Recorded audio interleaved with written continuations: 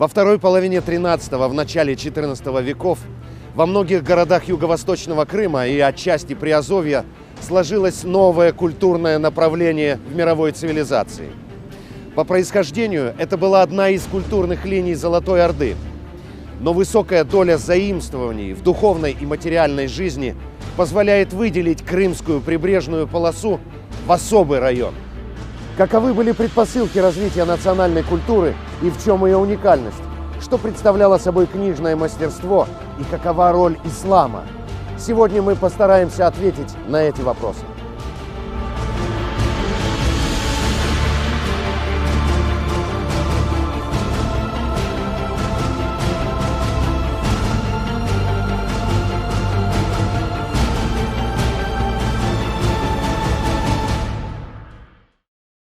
Естественно, что с развитием торговых отношений между Крымом, Средиземноморьем и степью не мог не развиваться столь же яркий культурный диалог.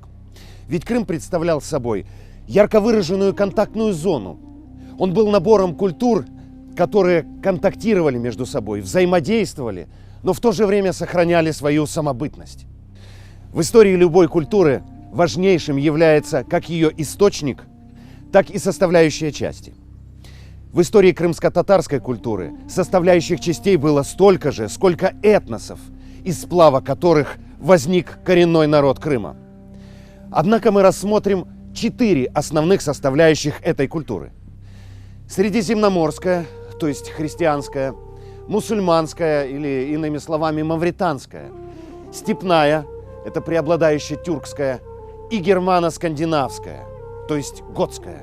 Основным условием возникновения крымско-татарской культуры следует считать терпимость и восприимчивость крымцев к разнообразным влияниям.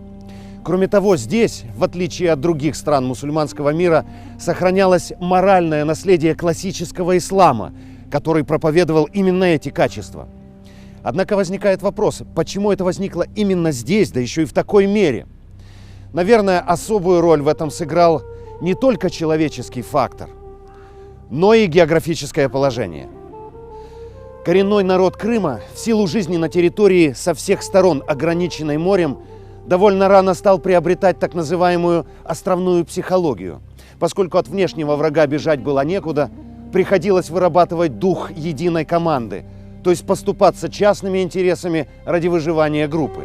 Можно предположить, что уже тогда, на стадии первобытного общества, крымчане убедились в необходимости взаимной терпимости. Все с той же целью – выживание при невозможности оторваться от врага. Этот психологический феномен, который исчезает при более благоприятных условиях, сохранился, пожалуй, только в Крыму и на Сицилии. Таким образом, только 2 составляющих – островное положение и вера, то есть учение Мухаммеда, основанное на гуманизме и чувстве единой общины, привели к устойчивому эффекту терпимости и миролюбия, которому поражались даже ближайшие соседи турки. Они так писали о крымчанах: «Они очень стыдятся друг друга, если кто-нибудь бранится и ссорится. Другие люди его презирают». Период расцвета Крыма, который был обусловлен великой встречей 4 культур, длился недолго. Изначально он был обеспечен самостоятельной и последовательной политикой гиреев, политикой открытости и толерантности. Потом, после подчинения крымских ханов турецким султанам, эта самостоятельность почти исчезла. Вот тогда и началась, но так и не завершилась смена старой черноморской космополитической цивилизации на новую, чисто национальную крымско-татарскую культуру. Давайте рассмотрим культурное содержание всего достигнутого крымско-татарским ханством в годы его самостоятельности. Латино-романская культура проникала в Крым с молодежью восточно-крымских городов, учившихся в Генуе и других итальянских городах. Конечно, это были христиане, но культурные достижения, с которыми они знакомились на Западе, в крымских условиях быстро становились всеобщим достоянием. Здесь переводились и переписывались не только старинные арабские, но и античные книги. Но для образованного слоя крымских городов не требовались переводы с арабского, персидского и тюркских языков. Известных авторов, творивших на этих языках, здесь читали в оригинале. Здесь работали не только крымско-татарские, но и итальянские переписчики и миниатюристы. А крымские караимы вообще были известны далеко за пределами полуострова собственной каллиграфической школой. Известными хаттатами, то есть каллиграфами, были Баби Мухаммед Гияси и его ученик Дервиш Хафиз бин Фахр ад-Дин Каши, работавшие в Кафе.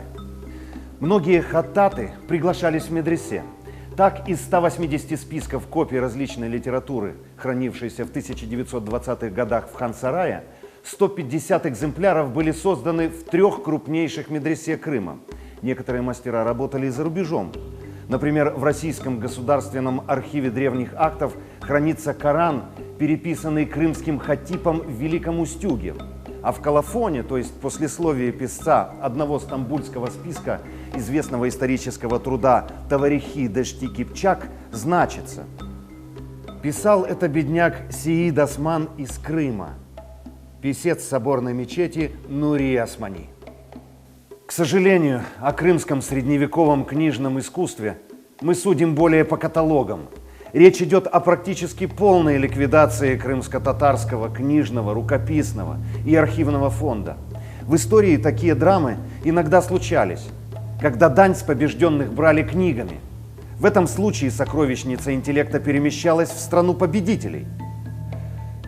Но русские, впервые оккупировавшие Крым в 1736 году, просто сожгли огромную ханскую библиотеку, Карасу-Базарское хранилище, иезуитскую библиотеку и Национальный архив ханства. Это было целенаправленное, тотальное уничтожение культуры коренного народа. Возможно, уже тогда имелись планы на его подчинение и полную русификацию. Ведь в 1833 году снова вспыхнули костры. Тогда горели остатки книжной роскоши начала 17 века. Отметим, что когда чудом уцелевшие книги вновь осели в библиотеках, мечетях и медресе, в 1929 году они были снова изъяты и сожжены, теперь уже полностью, в ходе открытой борьбы с крымско-татарской историей и культурой. О том, что утратило при этом человечество, можно судить по нескольким случайно сохранившимся осколкам этого богатства.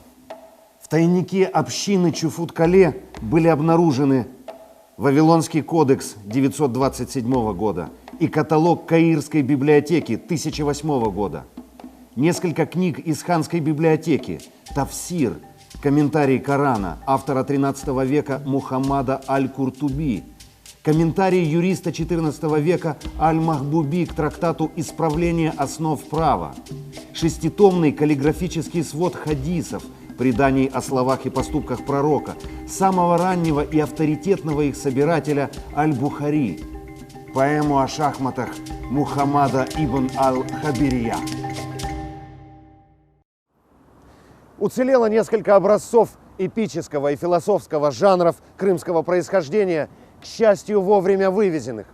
Сейчас они хранятся в рукописных отделах 3 стамбульских библиотек. О том, какого класса это сокровище, можно судить хотя бы по поэме о Юсуфе и Зулейхе крымского поэта Махмуда Каремлы. Этот поэт был не только одним из первых известных нам крымских авторов, но и, по словам Конурата, своеобразным локомотивом, который привел в движение не только крымско-татарскую, но и турецкую литературу. Также в Национальной библиотеке Франции хранится прекрасный список Гюлистана Саади, выполненный в Кефе в 1510 году. Поэзия была распространена в Крыму весьма широко. Любопытно, что большинство известных крымских авторов писали, как правило, на нескольких языках. Крупными поэтами были и некоторые ханы. «Розовый куст ханов», великолепное изложение истории дома Гиреев, созданное Халим Султаном. Широко известными в странах Восточного Средиземноморья были крымчане Танбугаль-Джевали, Эбубекир Мехмед. Тогда же знаменитый Гюлистан Саади перевел с персидского крымский поэт Сейфа Сараи. В 15 веке творили не менее известные Усейн Кефиви, которого за рубежом удостоили почетного титула «Султан всех пишущих». Крымские литераторы той поры славились за рубежом и своей эрудицией и ученостью. Великой удачей считали правители Египта и Сирии, когда ему давалось поставить во главе национальных университетов крымчан. Из современников Хаджигерея сохранились в истории имена политика, теолога, поэта Атыфа бини Сейдамета и известного хатипа, то есть оратора, проповедника, а также поэта Абдуллы Сейдамета Кереми.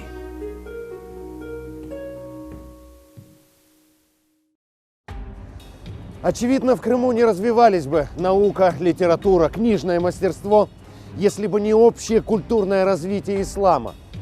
Уже при первом значительном деятеле ислама в Крыму, хане Узбеке, Аль-Омари, путешественник из Египта, писал о нем так: «Он строил медресе для науки, потому что он очень предан науке и людям ее. Он мусульманин чистейшего правоверия, открыто проявляющий свою религиозность и крепко придерживающийся законов мусульманских». Хан Менглигерей, открывая Зенджирлы медресе в Салачике, над входом в которую висит цепь, среди прочего сказал: «Разум делает человека существом благородным, а путь к совершенствованию разума лежит через науку.